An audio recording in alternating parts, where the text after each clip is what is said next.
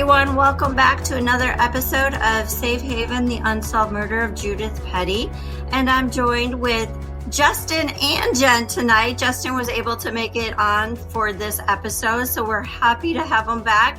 Long time no talk, friend. How are you? Well, I'm doing all right. Been pretty busy, getting ready to move in like a month and got all this other stuff going on. And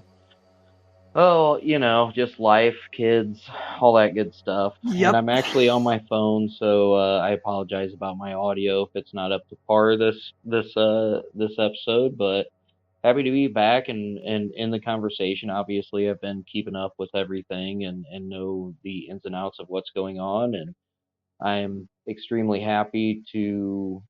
With the last two episodes, I should say, they turned out really good, and I think we presented them really well. But yeah, other than that, I'm all right. Melissa, you did a good job without me. Oh, thank you. And, it definitely takes a team effort. And Jen, how are you? I'm doing good. It's 90 degrees here in Colorado, but I'm not complaining. Nice. Yeah. After this, I'm going to go sit out in our shop and watch a sunset and probably drink a glass of wine. So, yeah. No, I'm doing good. Thanks for having me back, and I'm excited to talk with everybody again. Yeah, well, I want to first apologize for my voice, as I was at Disney this weekend and went on the Guardians of the Galaxy ride, which is just an amazing ride. They should have a warning.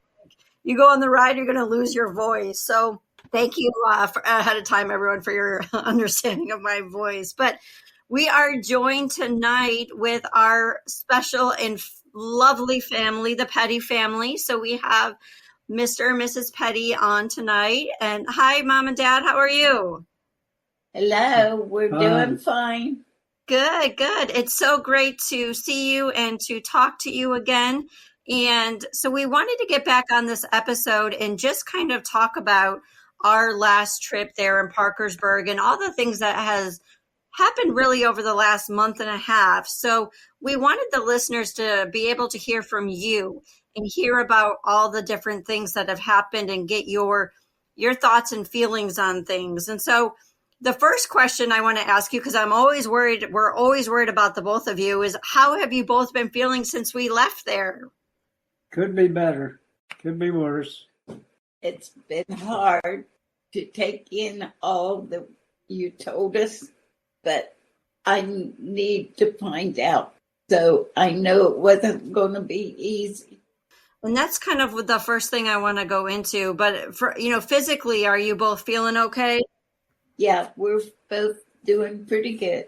Good. I always worry. I always say every time we come back, Mr. Petty ends up in the hospital. So it's like I'm always worried. Like, I don't want to go and have him be up in the hospital. But yeah, this time. So that's well, so far he's doing pretty good this time. Good. So one of the things we just want to get right into the questions here is that, when we were in town a few weeks back and, the night that Alan and I came over and talked to you all, you were sitting outside playing card games. And I just love that your family is so close that way, that you sit outside on the picnic table and play games and cards. And the whole family was there, which is fantastic. Can you tell us and tell the listeners, after we shared all the information that we had with you all, how did you feel about that information that we shared? I'll go with you first, Mrs. Petty. How did that feel? It was very shocking. It was hard to take in. I just can't say. I heard this rumors of this situation a good little while back. Only I heard it a different way than you got it. I heard that Billy was going to confess to the law and turn the rest of them in. And he was murdered because of that. Mm-hmm. So it was shocking. Evidently, it wasn't. He wasn't murdered. He killed himself. Yeah.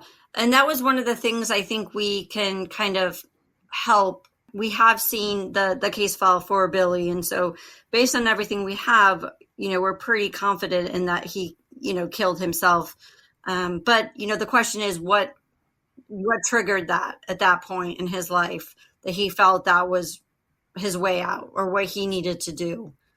And so, when we shared the information with you regarding the same thing we put on the podcast, right? The flags of Mitch and Billy, did anything specifically stand out to you or surprise you that you thought, you know what, that actually makes sense now? Or, you know what, I never even thought of that.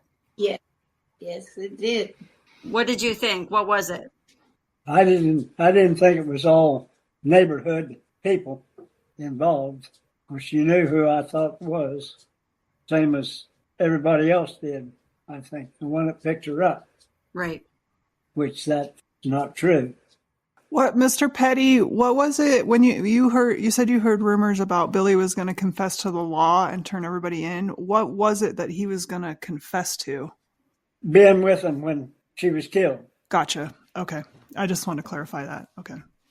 Being with them who's them? I can't remember who told me. That's okay. It's been a long time. So one of the things I wanted to get your thoughts on is, in our last episode, we share our attempt to speak with Kim and Bob, and you heard that recording. What are your thoughts on that? And how did you feel when you heard that recording of them not wanting to talk? Well, I felt angry that they wouldn't talk. At least they should talk to you and let you know. You think they'd want to clear their family member. Mm-hmm. How about you, Mr. Petty? What was your thoughts when you heard that recording? Bitter. Yeah. About the ones it was. I didn't think it would be that person. I didn't know him that well. I noticed some other ones that was been involved in a lot of stuff around the area, basically stealing. When you heard Bob and Kim and the messages and they're not wanting to even just have a conversation, you felt bitter? Yes. Yeah. But I expected out of them. You expected that they wouldn't? I expected they wouldn't say anything. Really? Why is that? It's just inner thoughts that I didn't think that you'd get anything out of them myself. Got more than I thought you'd get out of any of them. Wow. Well, we didn't get much, so that's... You didn't get much, right? We didn't get much. Well, what really bothers me, and this is what I want to kind of talk about. So, we have heard Kim does not want to talk because it's too emotionally hard for her to talk about Mitchell or Billy in regards to this investigation. Because again, we're not talking about their deaths. We're talking about 2008. They were both alive. And, we all know that Billy committed suicide and Mitch died of an overdose, right? So one of the things I struggle with, and this is what I want to ask you for the listeners to understand this, is we have asked you, Mr. and Mrs. Petty, and your family to relive the most horrific days of your life. When Judy went missing in 2008, when you discovered she was murdered, then you discovered that she was set on fire. You have walked us through the day she left, the days of searching for her, finding your safe haven family farm on fire, you finding out you have the wrong cremated remains back. I mean, you talk about trauma and emotional. You have lived through all of this and you get on our podcast and you open up these wounds. And so when you hear the reason Kim doesn't want to talk because it's too emotionally hard for her, what would you like to say to Kim? Shame on her.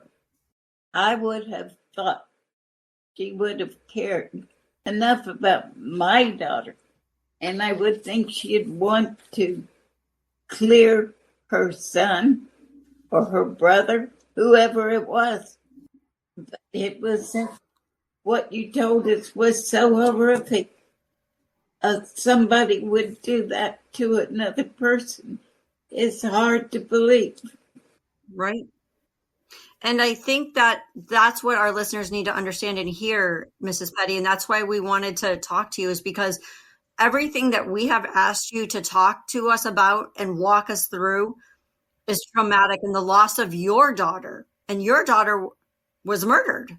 And yet you sit here today and you walk us through and you talk about that, right? Is it easy for you to do? No, it isn't. But you No. do it. But I wish she would talk to you. Right. I would like to say, Kim, please talk to him. Let him know what happened, what you know. I mean, seriously, of all the people, the dozens or probably beyond 100 people that you guys have talked to by now, Kim should be one of the few that can actually relate to what the Pettys have gone through, because am I incorrect in saying that, like, they still believe Billy was killed? Okay, so you know what it feels like for a family member to be murdered, even if he wasn't, right? But she believes he was. Right. And she can't have enough compassion, like you said, to just have a few-minute conversation with Melissa or Justin or Alan. Yeah. And I think, and as a mom, Mrs. Petty, that is where I think I want her to hear from a mom to a mom, right? You have lost your daughter, and your daughter was murdered and, set on fire, and you have stood up here 15, 16 years now. And you will continue to talk about Judy and her story and what happened for justice. That's right. And we're not going to go away until it is. That's right. And so Love we it. need her to talk to you. Right. And I agree. And I think that's what's so frustrating is, we're not asking about their situation, right? We want to know, did Billy even talk to Kim about anything? Maybe he heard something, maybe he saw something, maybe, not saying he had anything to do with it, but the fact that she won't even talk because it's too emotionally hard for her, I just think is crap when you look at your situation in your family and how much you all continue to relive the most horrific time in your life and continue. Right. Mr. Petty, do you have anything to say to that? I can't really talk about it, huh? It's maddening. I know. I blame myself for part of this. I get to her before she was killed. And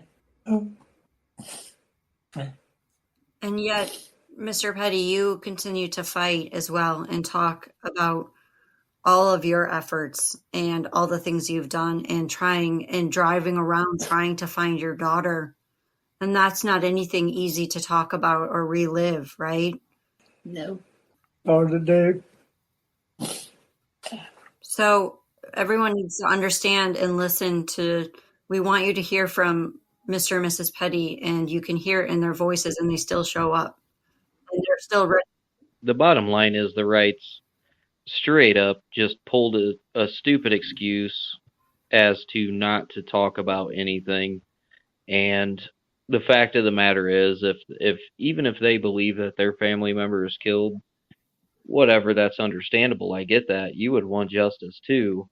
But if you don't have anything to hide and you think that your relative or whatever the case is innocent, then there's really no reason to just sit and have a conversation. Beg Him to please talk to you for Judy's sake.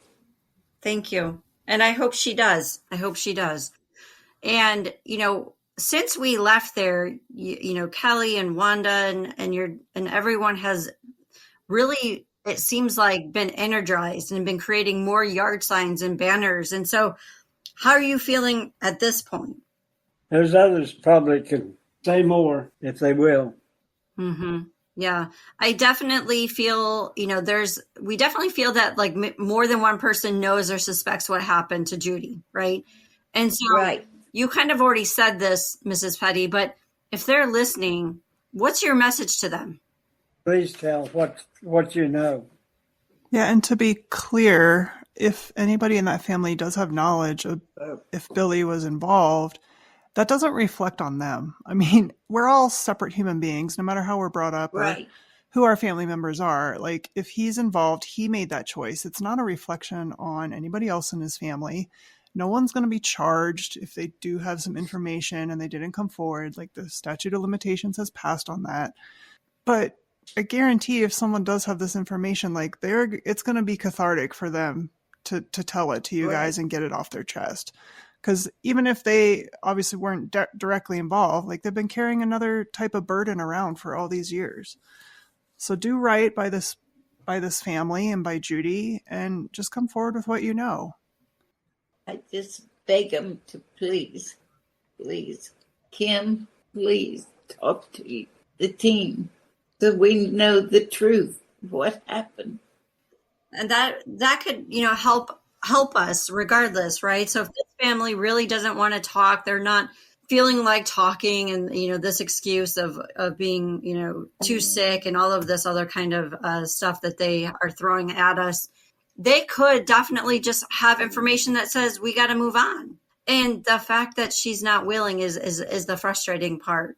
So as we're kind of coming up to the 1 year mark since we took on this case. Can you believe it? No, it's really gone fast. I know. We're so blessed to have met you and work, with your family and try to find out what happened to Judy and bring justice. But how do you feel overall that the team has done, of course, with Doug? How do you feel the investigation has gone so far? I feel you have done amazing. We've definitely come a long way, haven't we? Yes. I don't want anybody that's innocent to be hurt. I want the truth, but I do want somebody that did it to her to have to pay. Yeah. As they should. 100% agreed with that. Yep. And that's definitely our goal here, right? And so Right. The reason that we've gotten this far in a year is because of everyone relating to, having compassion and knowing Judy's story and hearing from your wonderful family and seeing you all and the work that's gone into this. It's because of people following along and helping us and connecting us to the right people and people finally coming forward. And, I felt that it's important for us to, kind of just do this episode and for people to actually hear from you both as to how this has impacted you over the last 16 years and kind of where we're at today. So I thank you, for coming on again and talking about this. And I know it's really hard to keep talking about it, but it's important that we do it to keep her case moving forward. Yeah, and I'll just go ahead and add to that the work that we've done, aside from what we've done as a team or whatnot, I got to give a huge shout out and a lot of credit to the people of Parkersburg who are in the Facebook group, who have contributed, who show up when we're out there, who answer questions, who always help us out. Huge thank you to them, because the work that we might do is only relevant because of the information that they give us, because they're in Parkersburg every single day. They know these people. They've lived there for years and years. So Right. I want to give a huge thank you to them too. Absolutely. Mr. and Mrs. Petty, thank you so much again for coming on and sharing. Jen or Justin, do you have any other questions for Mr. and Mrs. Petty? No, I'm pretty good. Just want to say that I miss you guys, and I'm sorry I couldn't make it out there on the last trip. Well, we missed you too. You know what? Me Don't too. tug at my heartstrings, Joan. Don't tug at my heartstrings right now. Because I miss the hugs, and I miss hanging out with Marvin after everybody leaves, just hanging out and talking with him. And Yeah. I really do appreciate that time. And me and Kelly had a good phone conversation last weekend, and I really miss you guys, and I'm sorry that I couldn't be there. Well, we understood. We appreciate everything you've been doing. Well, I tell you what, Marvin, maybe I'll stop out there during squirrel season. Me and you'll just have to go out in the woods for a few hours, get some food. That's right. We can do that. That's what I'm talking about. Don't have to be seasoned. Mr. Petty, So thank you both for coming on, and hopefully we'll be back in Parkersburg soon, and we're just going to keep moving forward. But big hugs to both of you. It was so great to see you again, and also just get a chance to talk to you. So thank you again, and we'll talk to you soon. Okay. All right, hon. You got our love. All right. Thank you for everything, hon. So that was Mr. and Mrs. Petty, getting on here and being able to talk about how they think things are going so far and their message to the community. And I just want to spend some time in talking with Jen and Justin now about some of the concerns or questions or our approach from the last episode. Majority overwhelming, got tons of great feedback, lots of private messages, lots of information. But we did have some people who had some concerns about our approach. And was it people or just one person? It was one person, is what it was, and I'm glad. Okay. I'm glad that was addressed before I got a chance to see it, because my responses would have been a lot different than your guys's. Because as we all know, I'm a little less professional than Melissa and Jen. But I just want to point out the fact, when you're investigating an unsolved case, okay, so you have your facts that are set in stone that we know are facts. And then you have rumors and you have speculation, right?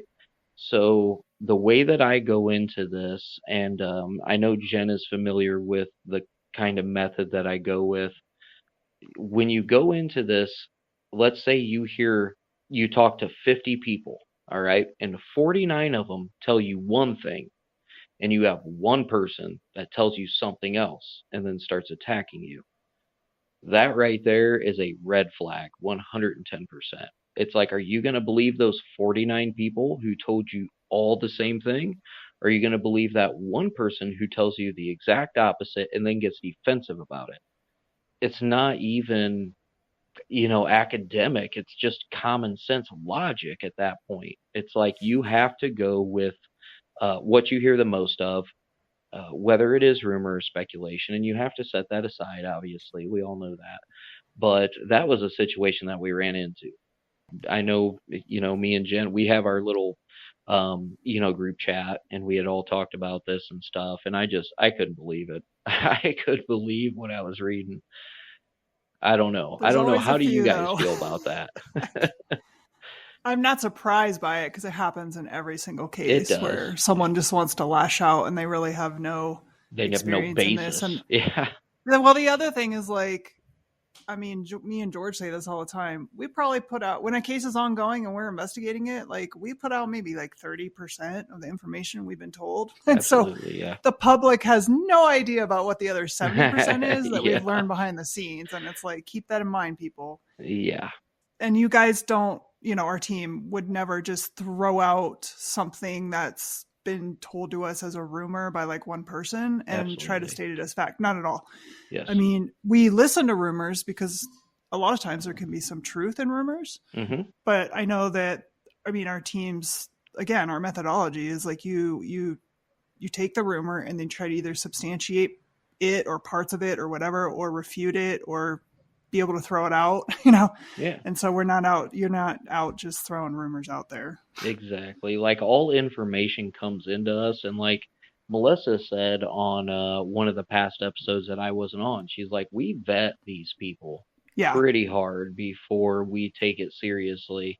And when a certain rumor or a certain theory is like prominent, you have to give it a little bit more credence than Sure. if just one random person told you that.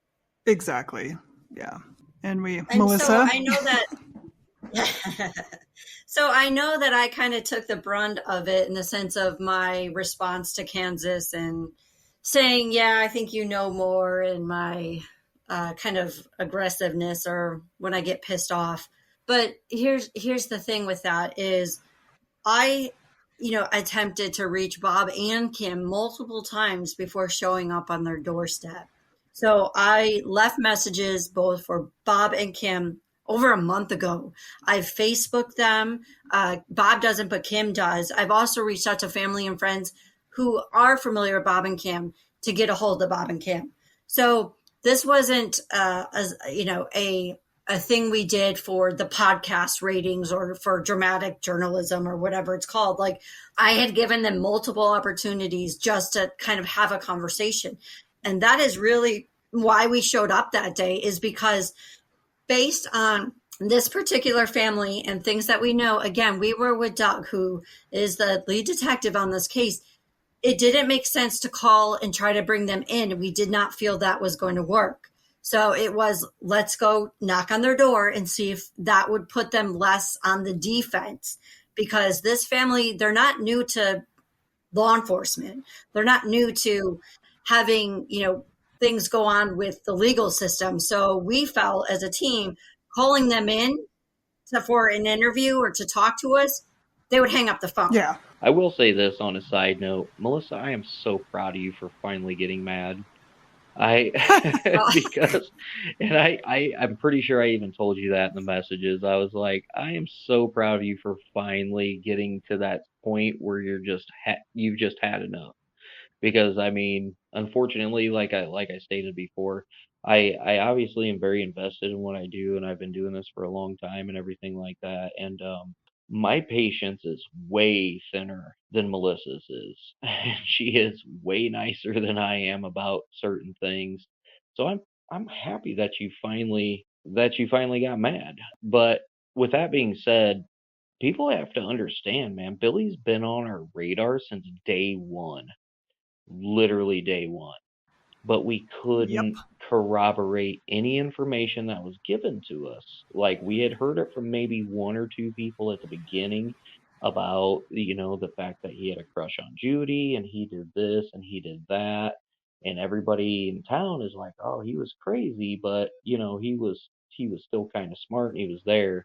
And when we got that information that we got with Melissa's phone call, that was a kicker, because that person provided information that we haven't released to the public. And like Jen said, Yeah. the public only knows about 30%, maybe 50% of the information that we have. And we do that, and law enforcement does that to corroborate information. So like, anybody 10 years down the road can go like, oh yeah, I'm the one who did it, blah, blah, blah. And it's like all public information. And it's like, oh yeah, of course you got all the information, Mm-hmm. It was just interesting to see how all that panned out, because once we got that information and Melissa and Alan went back to Parkersburg, we corroborated a lot of that. And that was a huge, huge step for us personally, I think. What do you guys think about that? Well, going back to something you said, I totally blew the story about Billy off in the very beginning. I did still too. remember it. I think I remember it so distinctly because I still can't pronounce his last name, and I was like, "What is his last name?" Anyways, but I just remember hearing almost a year ago, like, "Oh, this guy would wander around at night in the dark," and I'm like, "No way!" Like even before we went there, I was like, "That's impossible! Like, who would do that?" And so I blew it off. But then we got the same information from so many people over the past year. Ridiculous. And then when I learned his proximity to where the Petty farm is, I'm like, oh, well, he would have all the inside knowledge that this killer needed to commit this crime, Mm-hmm. and he was so close. And then learning from multiple people that it wasn't him wandering around really the streets, but he would like wander through the trees and the forest, right? And stuff like that. I'm like, oh, well, that is making more sense, because he could totally do that right behind his house, and it connects to the Petty farm. Yeah, in our first trip to Parkersburg, that's what we heard when we were knocking on doors. Like, and we thought, I'll be honest, I thought people were trying to throw a red herring. I'm like, they're just trying to throw us off track, blah, blah, blah. Mm-hmm. And once we started getting more information in the last month or two, it's like, oh, maybe they're not. Maybe they're, they're all pretty genuine when they were telling us that.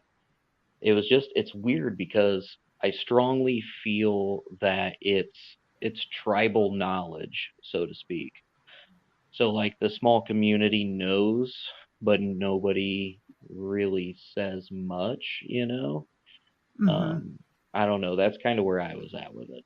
What do you think, Melissa? Well, I don't think anyone really wants to know what I think anymore. But like, So, I think one of the things too, I was just going back and not to keep harping on this, but when you listen to the recordings and people thought that we went, in blazing and put them on the defense, if you actually listen to the recordings again, I'm like the nicest you could, like, hi, I'm Alyssa, like super nice, not defensive, petting a dog, talking to the dog. Like there's no aggression coming out of us at all. There was nothing to show, like to put them on the defense the way that we got it. So, I stand by how I approached it, but I think that people just needed to know we did attempt to get a hold of them before we showed up. And again, even when showed up, I'm all friendly smiles, laughing. Sure. There was nothing to show that we were coming at them by any means. So I just want to say that. I'll actually second that, because like if I showed up at somebody's door looking the way I look, just heavily tattooed and never ever clean shaven, shaggy hair, I could see somebody getting defensive, like, "Hey, bro, why are you petting my dog and why are you on my doorstep?" But when it's Melissa and Doug showing up, it's like, how do you not know who Doug is, first off? When Yeah, you that look was at, interesting. yeah, it's just like the whole scenario. When I listen to the recordings, I'm like, oh, come on, man. Are these people serious right now? It's crazy. But what I do want to say as we wrap up is, as Justin said earlier, we have gotten a ton of new members to the Facebook group and people are continuing to share it in Parkersburg.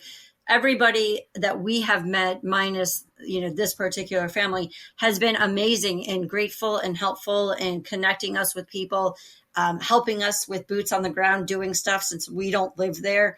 So I don't for 1 minute believe that Parkersburg is this, town that, doesn't accept strangers or doesn't talk to anybody, or that's not been our experience at all.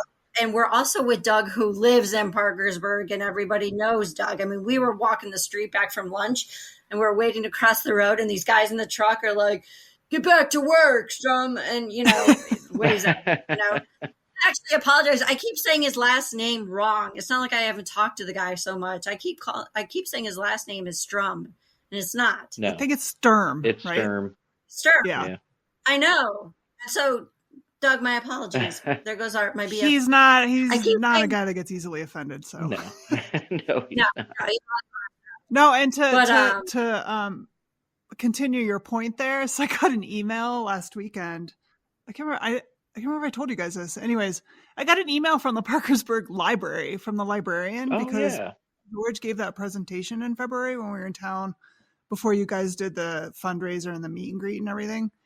And they were like, "We saw the team on the news. We saw there's updates on Judy's case. Are you guys going to be back in town anytime soon? Because we want you to come do another presentation. You had such a good turnout. We'll reserve the room anytime for you." And I'm like, yeah, this isn't a town that hates strangers.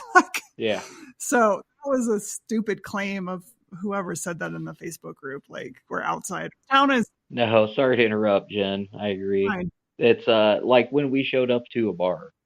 Literally nobody knew who we were, and we start having a couple beers, and everybody is like, "Oh, where are you guys from? You're not from here?" And they just would sit down and have beers with us, and we're just talking, and it very welcoming community. So lots of love to Parkersburg. I'm from one of those small communities in farmland, northern Indiana, so I totally understand all that. And for the people who are saying, "Oh, it's a closed down community, they don't like outsiders," I don't know. I'm not buying I haven't had that experience. I haven't either. And we've been there more than once, so. And what was the other accusation? Dramatic journalism? Is that the phrase? Oh, I think it was, and harassment. Yeah. Don't forget harassment. Yeah. Okay, we talked about it on last episode. Like, they need to look up the threshold for harassment. Salacious. Like, dramatic we're journalism. not actually journalists. I mean, we should be now. We should just consider ourselves journalists. But we didn't do this to make a podcast. Yeah, George is definitely a journalist. But we didn't take this case or any of our others in order to make a podcast. The podcast is just a very useful tool, and people love investigative podcasts. And so it's really, really helpful. That's I mean, we don't get paid for the podcast. And Justin, my God, how many No. hours does it take to edit one episode? I mean, I edited one for you and it took me about 7 hours. It So depends on how many rants Melissa goes on. I'll be honest with you. No, I'm just joking. I'm giving Melissa a hard time right now. No, that's why all I did was produce the last episode, and it took about an hour or so. But generally, when you do a podcast, usually if however many hours or how much time you have of raw audio, you multiply that by at least 3, if not 4, and that's usually how long it takes to edit and put it out and everything like that. And we don't have to do this. Like, we do this to get the word out. And I've been doing podcasting and stuff for years, whether it be cases or whatever. And it's not an easy job. And in my other podcast, yeah, I do get paid. I make money. I have sponsors, and it's great. But at the end of the day, we all joined this team, and same with me and Jen on the Case Breakers too. We joined that team to make a difference. And with AMU, it's like, we just want to help people. We don't want credit. We don't want money. We don't want attention. We just want to get answers for families who have been trying for years and years. And I don't think a lot of people realize that. Like, we don't need to put ourselves out here like this. And the best part is, I have friends from England who listen to the podcast, and they're following along too. And they don't even know where West Virginia is. You know what I mean? Yeah. And it's because of the information, the story, the unsolved case, and they are very passionate about justice as well. And that's what it comes down to. Yeah, exactly. So I just have to laugh, like, when anyone's like, oh yeah, you're just trying to make a name for yourself through a podcast or writing a book. I'm like, you go write a book and come back in 4 years and tell me how many hours you spent writing that book and editing it. Go make a podcast and see how easy it is. You also need about $500 to $1,000 if you want to start it up right with equipment. And none of us get money for that. Like, we have to go to our regular jobs to earn the money to buy that stuff. Exactly. So, like, that's the best part. It's like, if I want attention, I'll just go to work tomorrow. Yeah. And I'll get enough attention there. It's fine. Right. So, anyways, I'll get off the soapbox. Sorry. No, I'm with you on that. And it's like, I hate being that way about it. And I know it sounds condescending, but at the end of the day, lots of us have our own lives. We have kids, we have families and all that stuff. But it's like, it's a good media tool. It's an outlet, and it helps get the case out there. And when you're doing a crowdsourced real-time investigation, the more outlets that you have for media, the better. Yeah. So that's how it works. Melissa, what would you like to say from your soapbox? Sorry for the... I think I've used all my soapbox material up. You'll get more. I know you will. Oh yeah, I'm sure. Well, it was so good to touch base with both of you again tonight and be able to do another episode, and kind of, I really wanted to address, some of those things on our process and why we did what we did, and how that came about. And I think it's important that people understand that. So definitely. Anyways, all right. Well, I guess we'll talk to you all soon. Yep, I'm sure of it. Probably tonight. All right. Keep the information coming. We'll talk to everyone again soon. Yep. Thanks to everybody out there listening and for your support and your help. Yes, and if you're in the group, keep contributing and keep bringing that information. Yep. All right, guys. We'll talk until soon. next time. Have a good night. Bye. Bye.